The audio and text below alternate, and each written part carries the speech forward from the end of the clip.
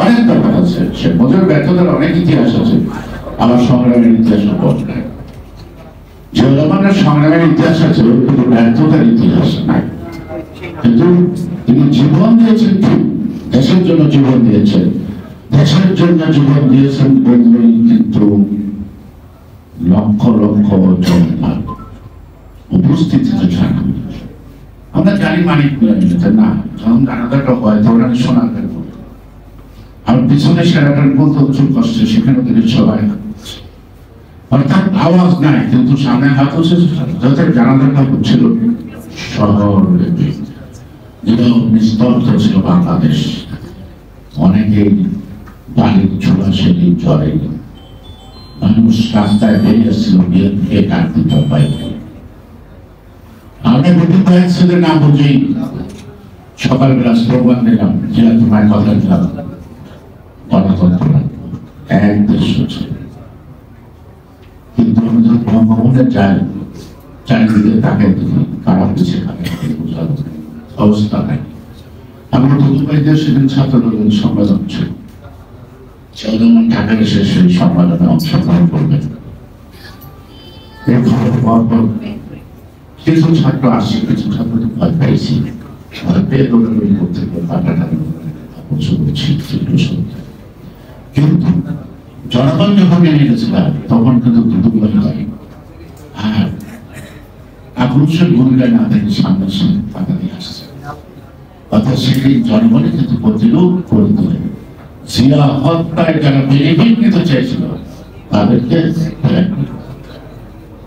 এত জিয়া রহমানের হত্যাকাণ্ড নিয়ে অনেক কথা আছে, সে কথাগুলো পরে বলবো, আজকে নায়িকা বললাম।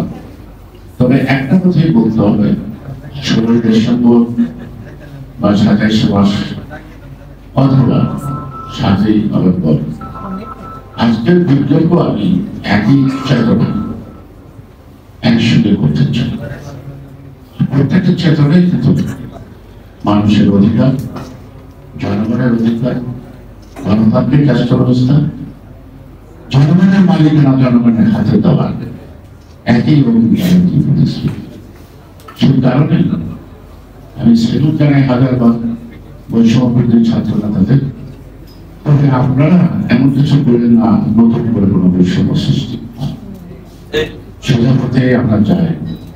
সংস্কার শব্দটা তো একটা কুসংস্কার পরিণত ছিল ভালো নিয়ে, সংস্কার সবাই পছন্দ করে, কিন্তু রাজনীতিকরণ অথবা কোনো রাজনৈতিক দল নিষিদ্ধ ঘোষণা করার মধ্য দিয়ে ক্ষমতা নিরঙ্কুশ করার ঘটনা কখনো ভালো ফসল বয়ে আনে না, আনে না।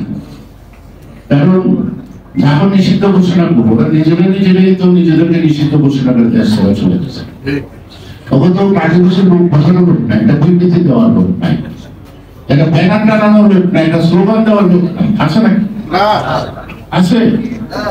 ওই যে 32 নম্বরে যে ফুলতে দেখেছিল 15ই আগস্টে, কেউ গেছে একমাত্র কাদের স্মৃতি, এরাও তো সে লাঞ্ছিত হয়ে আসছে।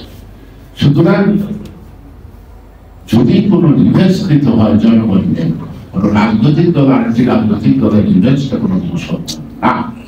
আর we are fighting for democracy, the state of democracy. The state of democracy is the best revenge for a political party like BNP, like Tareq Rahman, Khaleda Zia also.